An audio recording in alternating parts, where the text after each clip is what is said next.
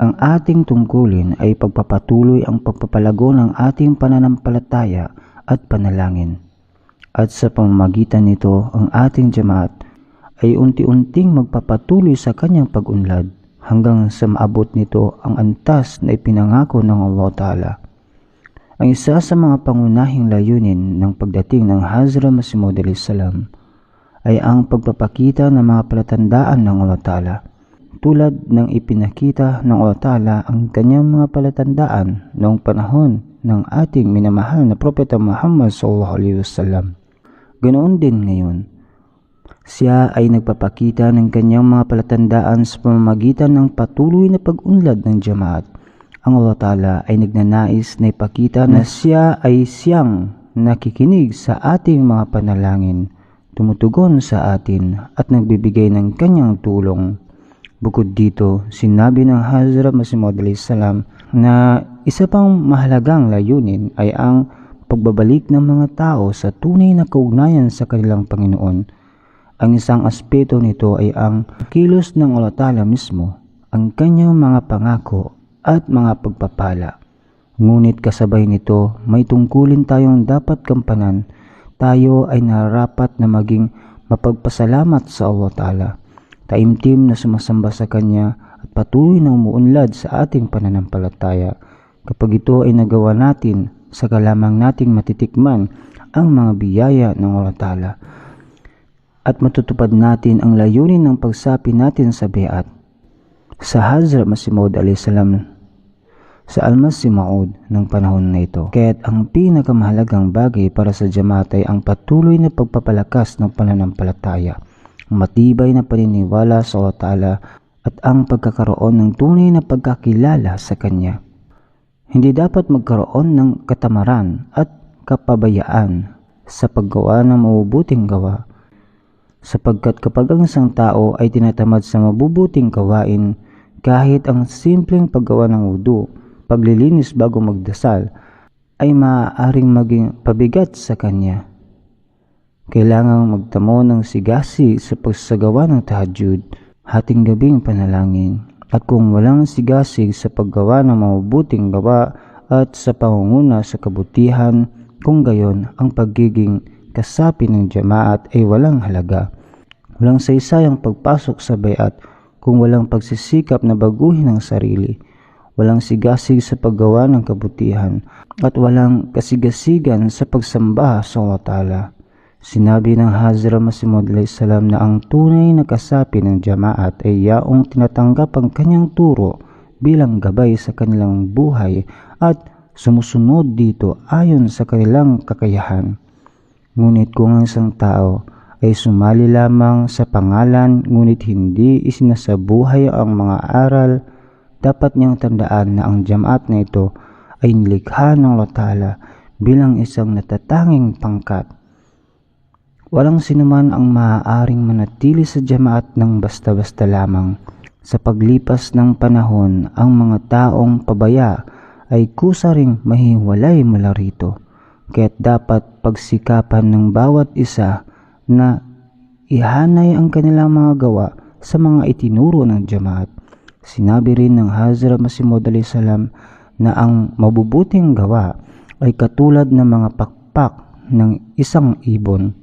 Kung walang mabubuting gawa, ang isang tao ay hindi makakalipad sa espiritual na mga antas. Tulad ng isang ibon na nangangailangan ng kanyang mga pakpak upang makalipad, ang isang tao ay nangangailangan ng mabubuting gawa upang umangat sa espiritualidad at mapalapit sa Allah Ta'ala.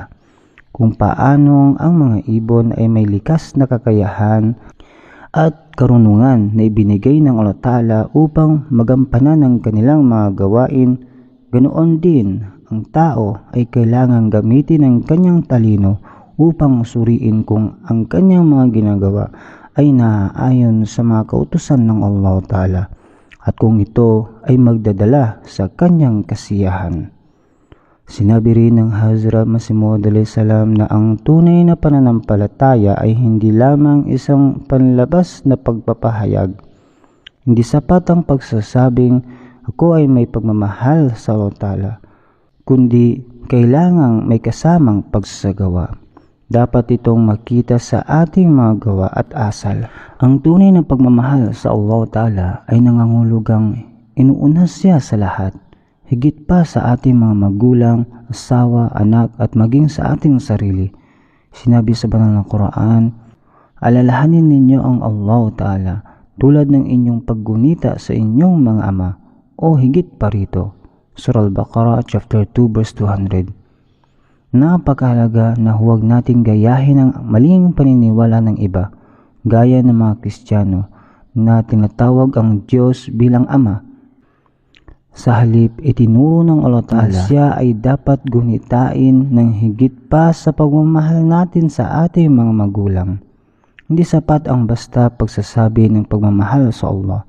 Dapat itong patunayan sa pamamagitan ng ating mga gawa. Halimbawa, kung may isang tao na nagbanggit ng asukal ng paulit-ulit, hindi ito magiging matamis sa kanyang bibig hanggat hindi niya ito natitikman. Gayon din, hindi maaaring basta na lang sabihin ng isang tao na mahal niya ang kanyang kaibigan, ngunit hindi niya ito tinutulungan sa oras ng pangailangan. Ang Islam ay nangangailangan ng ganap na pagsuko sa Allah. Hindi ibig sabihin na kailangang iwan ng lahat ang kanilang trabaho upang sumali sa jamaat, kundi dapat nilang ihandog ang kanilang buhay sa pagsasabuhay ng Islam at pagpapalaganap ng mensahe ng Allah. Dapat nating patuloy na gawin ang mabubuting gawain at ikalat ang tunay na pananampalataya sa buong taon, hindi lamang tuwing Ramadan. Kung hindi natin susundin ang mga utos ng Allah Ta'ala at hindi natin isasabuhay ang biat na ating ginawa, mawalan ito ng halaga. Sinabi ng banal na propeta Muhammad SAW na ang isang taong tunay na nagsisisi ay parang isang bagong silang na bata na walang kasalanan. Sa panahon ngayon, kailangang hindi lamang natin protektahan ang ating sarili, kundi pati na rin ang ating mga pamilya at ang buong mundo mula sa kasamaan.